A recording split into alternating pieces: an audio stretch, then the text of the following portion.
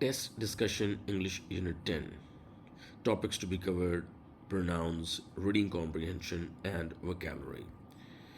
Question number 1. Spot the error. It needs suitable physical conditions for its appearance. The most important of that is a temperature at which substances can exist in a liquid state. Among the four options, we have A. Physical conditions, B. For its appearance, C. The most important of that, D. In a liquid state.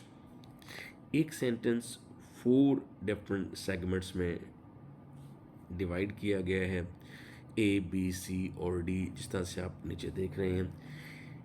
One part is mistaken, एक part में कहीं गलती है, जिसमें mistake है वो आपका answer होना है.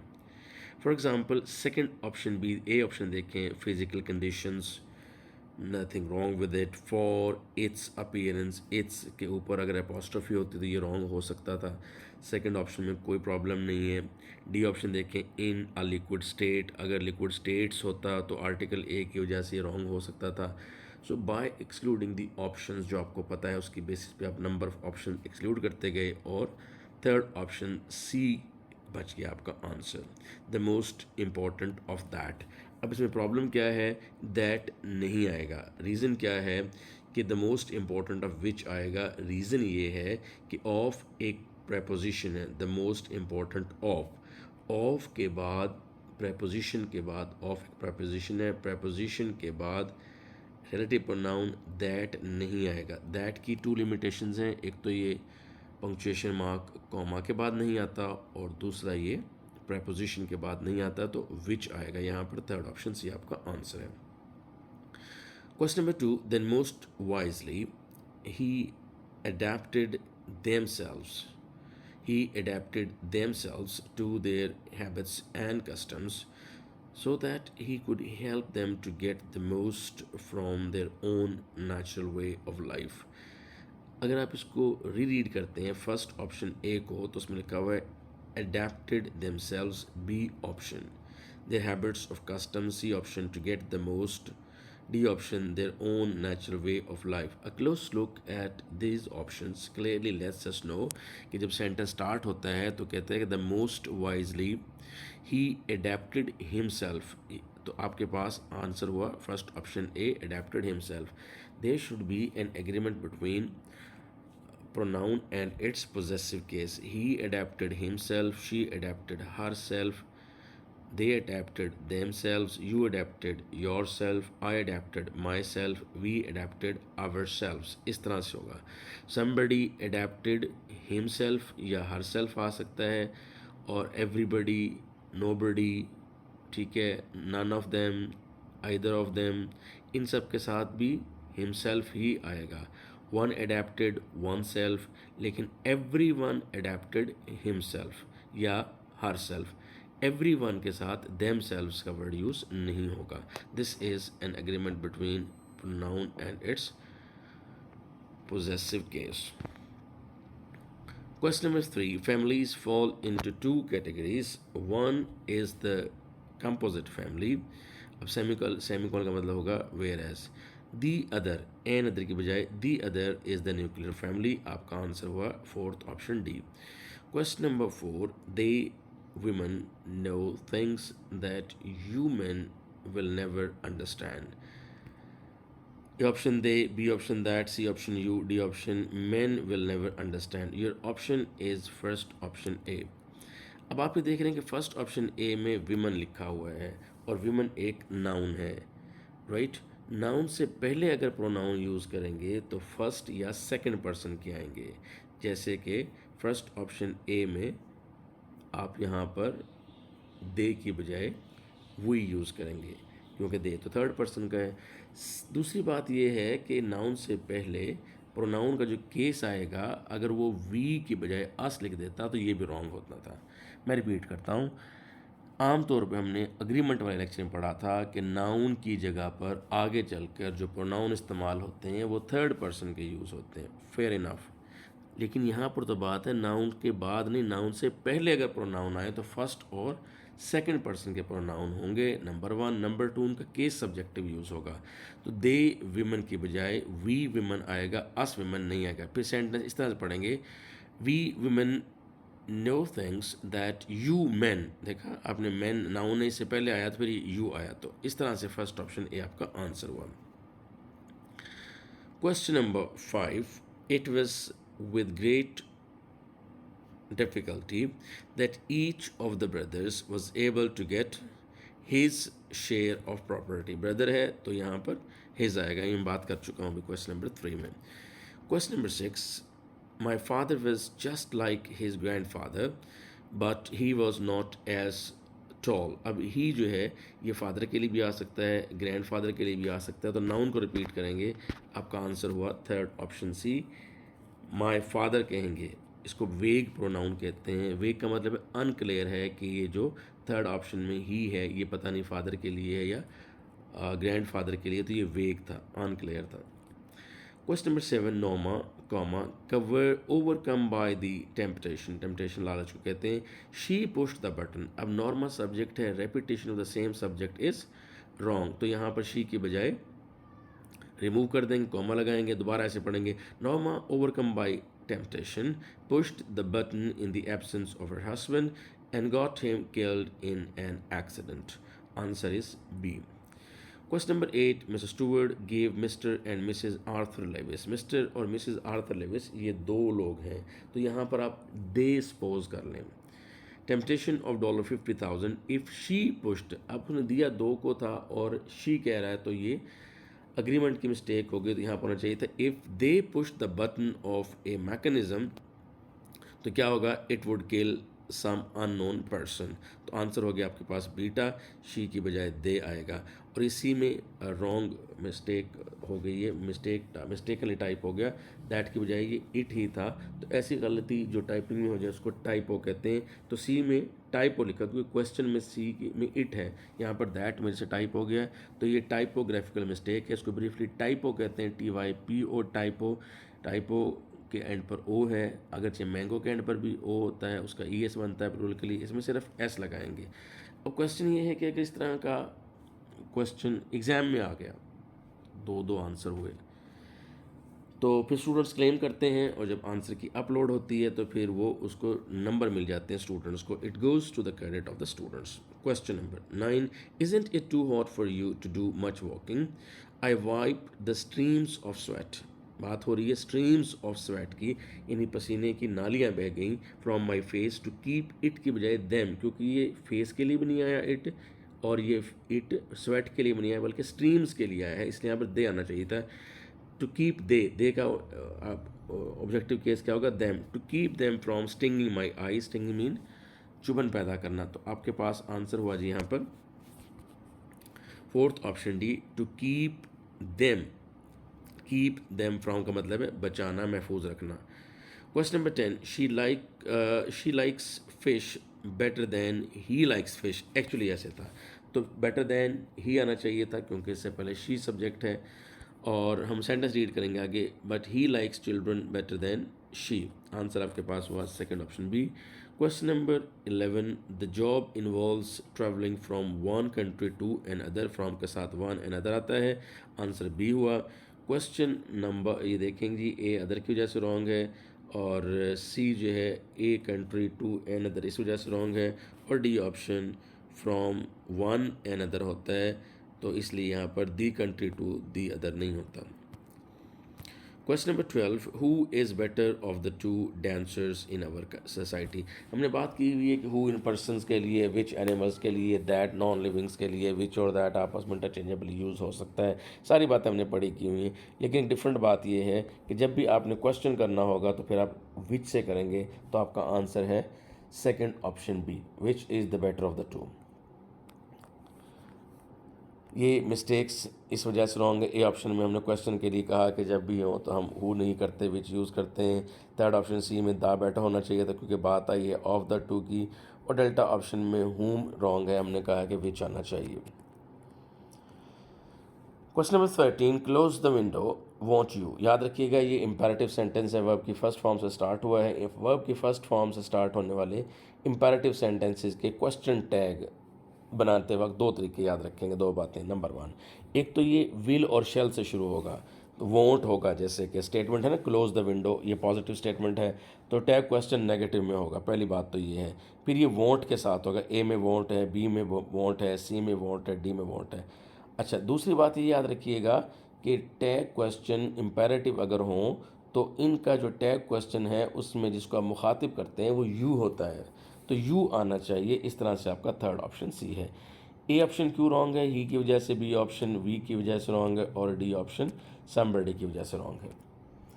Question number 14, Nida comma, A option पढ़ रहा हूँ, I and you got up early in the morning.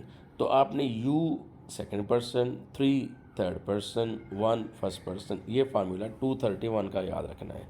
लेकिन एक एडिशन करना है, 231 में पहला है 2, फिर है 3, फिर है 1, तो 1 से पहले आप n लिख लें, तो 2 3 n और 1।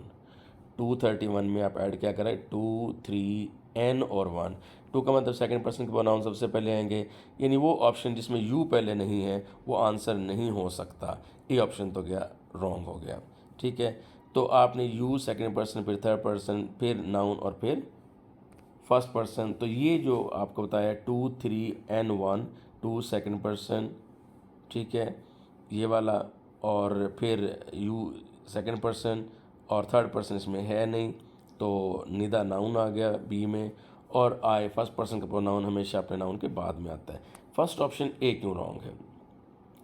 निदा पहले आ गया, नाउन बाद में आ गया, यहाँ तक तो बात ठीक थी, लेकिन सेकंड पर्सन का प्रोनाउन आई से भी पहले आना है और निदा से भी पहले आना है, ये इसलिए रॉन्ग है।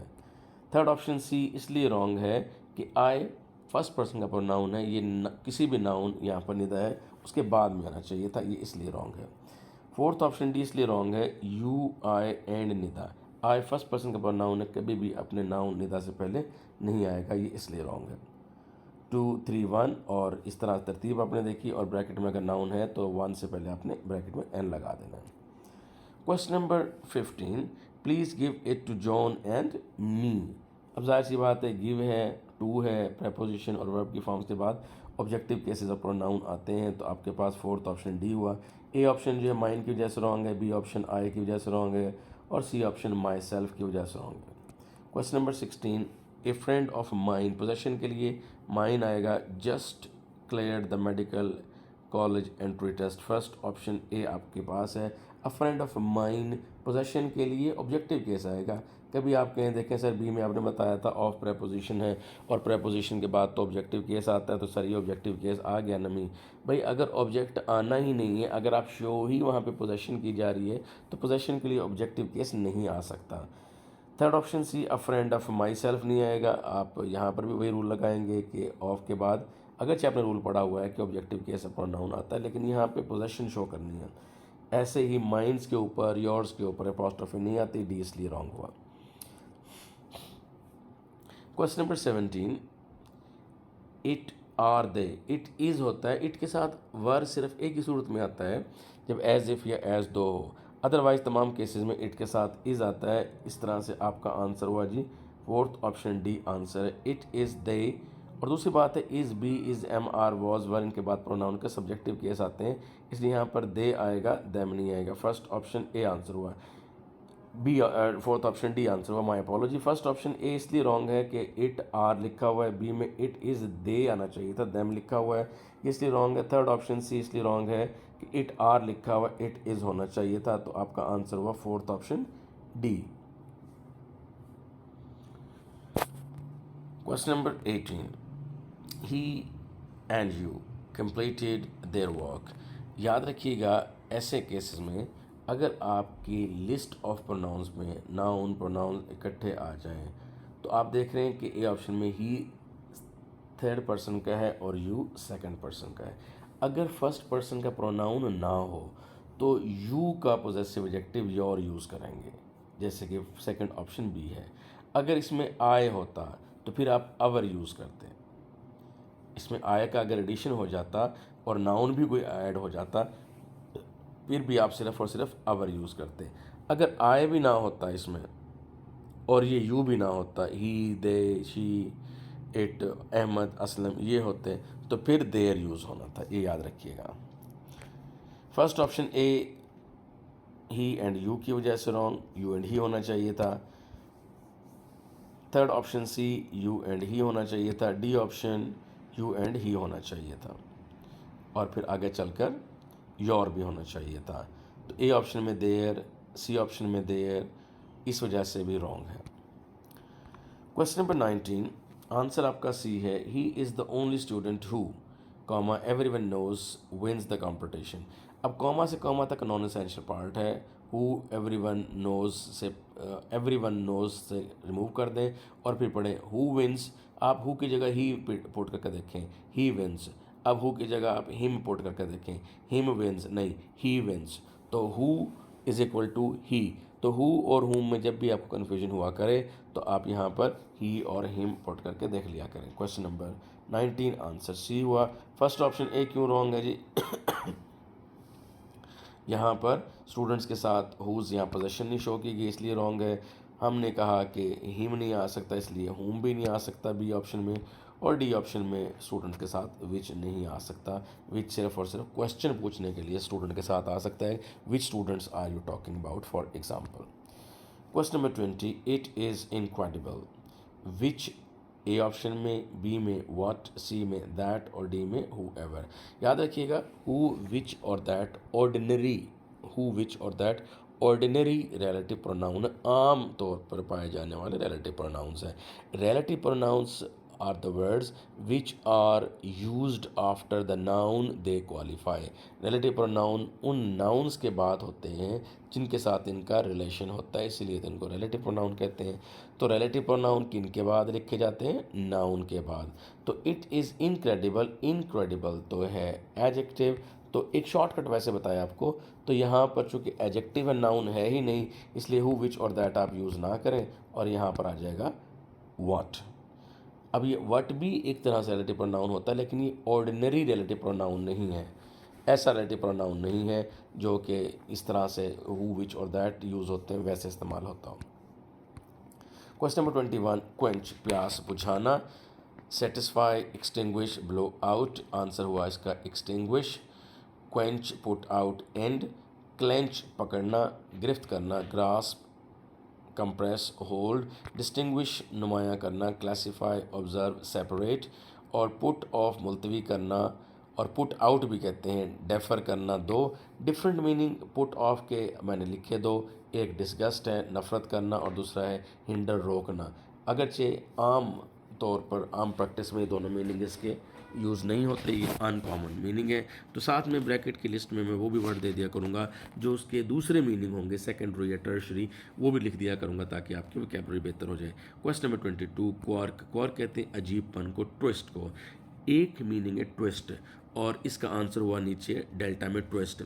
अब जो डेल्टा में मैंने ट्विस्ट के सिनोनिम दिए हैं वाइंड, डेवलपमेंट और रोटेट के, जी कहानी में ट्विस्ट ये आया है, डेवलपमेंट ये हुई है, तो वो सिर्फ डेवलपमेंट वाला सिनोनिम दिए। लेकिन मेन वर्ड क्वार्क के सिनोनिम्स में ट्विस्ट के अलावा और सेंस जिसमें ये वर्ड इस्तेमाल होता है वो है ऑडिटी, अजीबपन, पिक्यूलरिटी, मखसूसपन, और ट्रेट मीन वस्फ या खूबी। रूटीन आपको पता ही है, शेड्यूल, रेगुलर, हैबिचुअल, और रेजिस्ट करना, मज़ाहमत करना, अपोज, स्ट्रगल, कॉन्टेस्ट। और स्क्रीन, शेड को भी कहते हैं स्क्रीन, जो है पार्टीशन को भी कहते हैं, ब्रॉडकास्ट करने को भी कहते हैं कि जी movie will be screened, divider को भी कहते हैं स्क्रीन।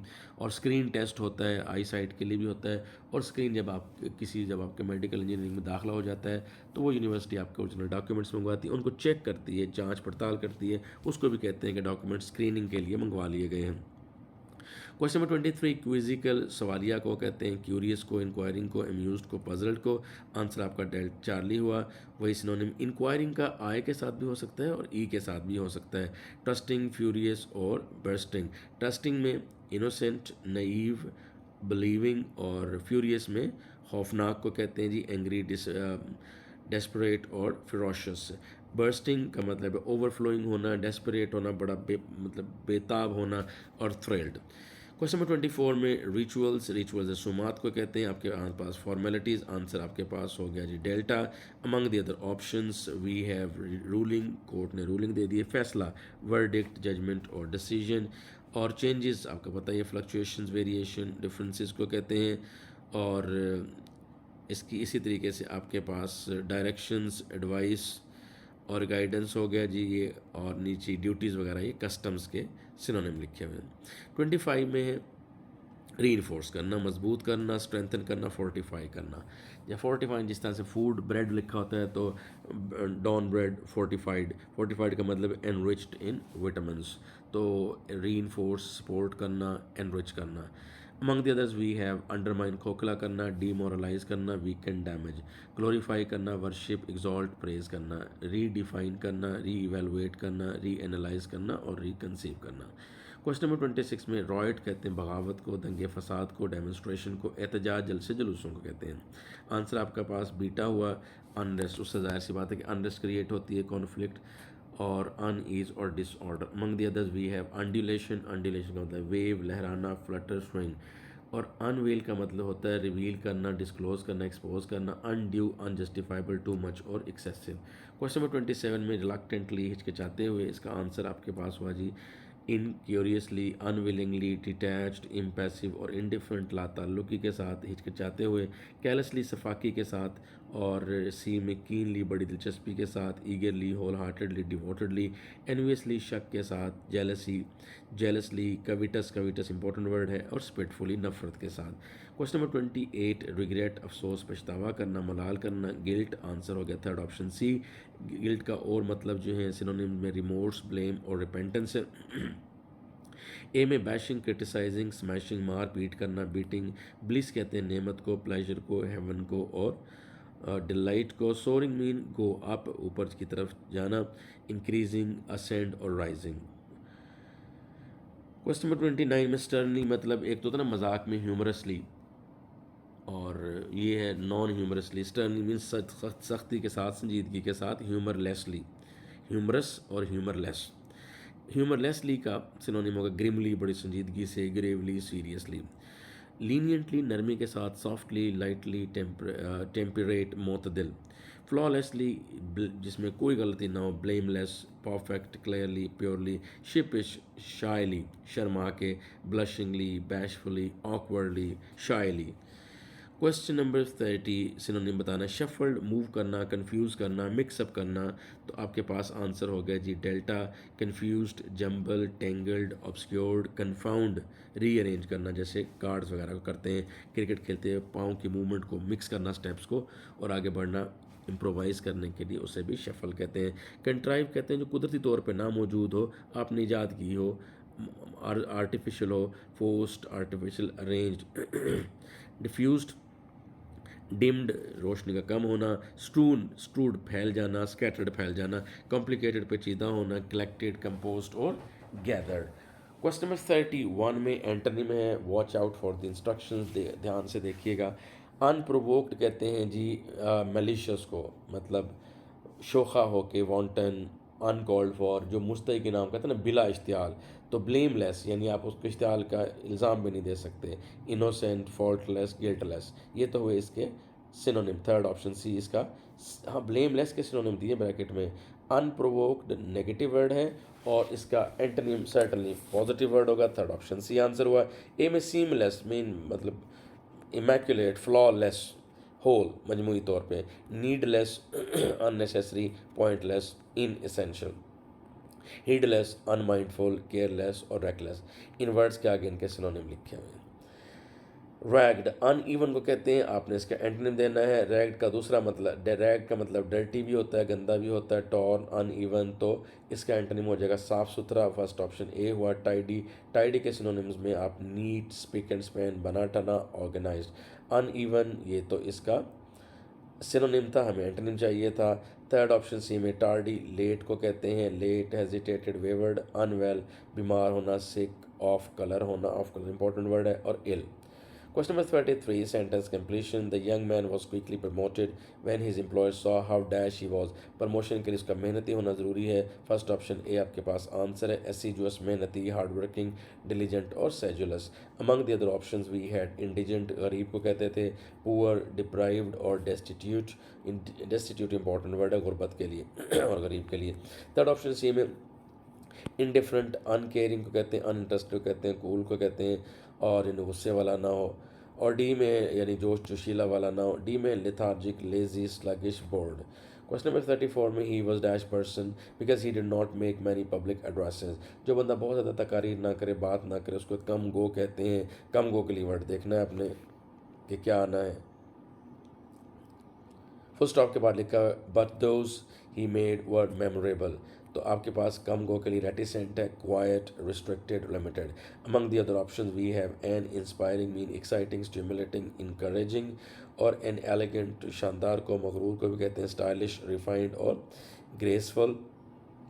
और एरोगेंट कहते हैं प्राउड, सुपीरियर और कंडिसेंट, नफरत करने वाला, अपने आप को बरतर समझने वाला. और कंडिसेंट के बाद प्रेपोजिशन टू आता है. Question number 35, even though the pilot promised it was safe, फिर भी Nell was dash to fly during a snowstorm. फिर भी वो हेजिटेट कर रहा था. हेजिटेट के लिए आपके पास वर्ड है. फोर्थ ऑप्शन डी में रिलक्टेंट, अनविलिंग, हाफ हार्टेड था जी वो, और डिसइंक्लाइंड था, राजी नहीं था. Among the other option we have A habitual, customary, usual, routine. B option adamant, मुस्तकिल, डट जाना कि जी मैंने काम करना ही करना है. रेजोल्यूट, ऑब्स्टिनेट, जिद्दी, अनविल्डिंग, जो अपनी शिकस्त ना माने, unyielding. Third option C customary, normal, regular और ऑर्डिनरी. क्वेश्चन नंबर 36 स्पेलिंग है गैरुलस, गैरुलस टॉकेटिव को कहते हैं. फोर्थ ऑप्शन डी आपका आंसर है. और 37 एक्वेंटेंस, शनासा, आंसर आपका डेल्टा है. रीडिंग कॉम्प्रिहेंशन के लिए पैसेज पढ़ते हैं जी. But man is not destined to vanish. Destine mean उसके मुकद्दर में नहीं लिखा कि उसने तबाह व बर्बाद होना है. ठीक है, चाहे बेशक जितनी भी एटॉमिक बम वगैरह बन चुके हैं, लेकिन बाहर इंसान को अल्लाह ने बाकी रहने के लिए बनाया है जब तक वो चाहेगा. He can be killed but he can not be destroyed. हाँ, बंदा मर जाएगा लेकिन उसके बाद कोई और इंसान आ जाएंगे, और इंसान आ जाएंगे. जैसे हिरोशिमा नागासाकी पे बम गिरा, वो फिर उसके बाद दुनिया ख़त्म उनकी वहाँ पर हो गई थी आबादी, वो फिर दोबारा आ गए. तो ये डिस्ट्रॉय मर सकते हैं, डिस्ट्रॉय नहीं हो सकते. डिस्ट्रॉय का मतलब वैसे कभी और आए ही ना, because his soul is deathless and his spirit is irrepressible. मतलब आप उसकी रूह पे कब्ज़ा नहीं कर सकते. देयरफॉर यानी यहाँ पर ही बताया गया कि इंसान ने बहरल रहना है. Therefore through the situation seems, दो द सिचुएशन सीम्स डार्क, अगरचे हालात अब ज़रा मुश्किल नज़र आ रहे हैं. In the context of the confrontation between the super powers, जो दुनिया की बड़ी ताकतें हैं उनमें टसल चल रही है. द सिल्वर लाइनिंग यानी उम्मीद की किरण is provided by amazing phenomenon that the very nations which have spent incalculable resources and energy for the production of deadly weapons, कि जिन्होंने एटम बम जैसे हथियार बनाने में बहुत सारे वसाइल झोंक दिए हैं, वो भी आर डेस्परेटली बड़े बेताब हैं, पुरजोश हैं. और इस अंदाज से क्या कर रहे हैं, trying to find out how they might never be used, कि बना तो दिए हैं और अब वो कोशिश कर रहे हैं किस तरह से हथियार इस्तेमाल हो ही ना. दे थ्रेटन ईच अदर, एक दूसरे को धमकियाँ देते हैं, इंटीमिडेट करते हैं ईच अदर को. And go to the brink, और आखिरी हाथ पर लगता है कि चलो जी अब जंग हुई क्या हुई. लेकिन but before the total hour arrives, तो वो दे कम बैक, तो फिर वो नहीं लड़ते, उनमें फिर सुलह हो जाती है हल्की फुल्की झड़पों के बाद.